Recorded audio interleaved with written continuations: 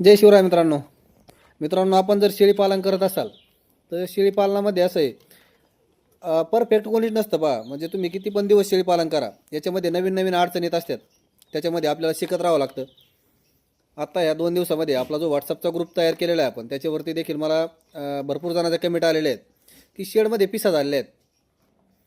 मित्रांनो, सगळ्यात महत्त्वाचा जो मुद्दा आहे, तर शेडमध्ये पिसा होऊ नये यासाठी काय केलं पाहिजे हे आपण या व्हिडिओमध्ये बघणार आहेत. आणि पिसा जर झाले असतील तर त्यांना काय करायचं आहे ते देखील आपण व्हिडिओमध्ये बघणार आहेत. त्यामुळे व्हिडिओ पूर्ण बघा. आणि व्हिडिओ जर आवडला तर 1-2 ओळी लिहून पाठवायला काही अडचण नाही, कमेंट करत जा. तर मित्रांनो, जर शेडमध्ये पिसा तुमचे झाले असतील तर त्या पिसा झालेल्या पूर्णपणे नष्ट करण्यासाठी तुम्हाला थोडीशी मेहनत घ्यावी लागणार आहे. एकदा कुठलंही औषध लावून त्या पिसा शेडमधून बाहेर जाणार नाहीत, कारण तो असा छोटा कीटक आहे. तुम्ही शेळ्याच्या अंगावर औषध लावलं तो खाली जमिनीमध्ये कुठं पण राहणार, तो परत शेळ्याच्या अंगावर येणार. त्यामुळं तुम्हाला ती जी ट्रीटमेंट करायची आहे प्रॉपर पिसा नष्ट करण्यासाठी, ती तुम्हाला एकाच दिवशी करायची आहे. त्याच्यामध्ये तुम्ही पूर्ण शेळ्याच्या अंगावर, लहान पिल्लाच्या अंगावरती ही शूटआउट जी साबण आहे, ही साबण पूर्ण शेळ्याच्या अंगावरती घोसून द्यायची. पहा, पूर्ण असा ओली साबण करायची आणि पूर्ण शेळ्याच्या अंगावरती, शेळ्या असू, लहान पिल्ला असू, किती पण लहान पिल्ला असू, त्याच्या अंगावरती लावली तरी काही अडचण नाही. शेळ्या गाभण असू द्या, खाट्या असू द्या, कशा असू द्या, पूर्ण याला लावून घ्यायची आहे. आणि पूर्ण शेडमध्ये BSC पावडर आणि चुना हे मिक्स करून पूर्ण शेडमध्ये टाकायचं आहे. त्याने चाटल्याने वगैरे काही होत नाही. काल ग्रुपवरती एक जणांनी विचारलं होतं त्याला काही होतं का साईड इफेक्ट. काही होत नाही मित्रांनो, मी स्वतः करतोय 6-7 वर्षापासून. पूर्ण शेडमध्ये ते टाकून द्या, चाऱ्यावरती टाकू नका फक्त.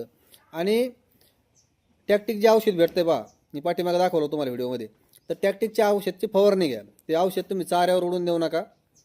आणि असं तुम्हाला प्रत्येक आठवड्यातून एकदा करायचं आहे.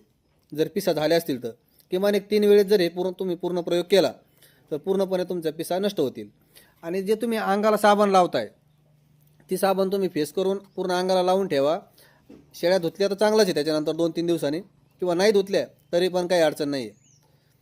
आणि मित्रांनो, ह्या पिसा झाल्यानंतर करायची ट्रीटमेंट आहे. पण पिसा होऊच नये यासाठी काय केलं पाहिजे, तर पिसा होऊ नये यासाठी मी माझ्या शेडवरती गेल्या 7 वर्षापासून, पाऊस काळ्यामध्ये जर असेल तर प्रत्येक 10 दिवसाला चुना आणि BSC पावडर हे पूर्ण शेडमध्ये टाकत असतो, पिसा असो किंवा नसो. आणि पाऊस काळापुरता 4 महिने हा प्रयोग करायचा. त्याच्यानंतर जे तुमचे 8 महिने आहेत, थंडी आणि उन्हाळा, याच्यामध्ये आपण प्रत्येक महिन्याला करतो.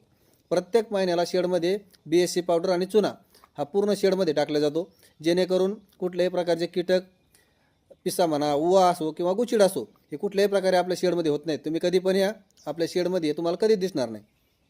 आणि शेड स्वच्छ ठेवण्याचा प्रयत्न करा. काय होतं, आपण कधी कधी काही असे शेड बघितलेत मी की ते 3-3, 4-4 दिवस झाडत नाहीत बा. तर आपण रोजच्या रोज दिवसातून एकदा शेड स्वच्छ केलंच पाहिजे.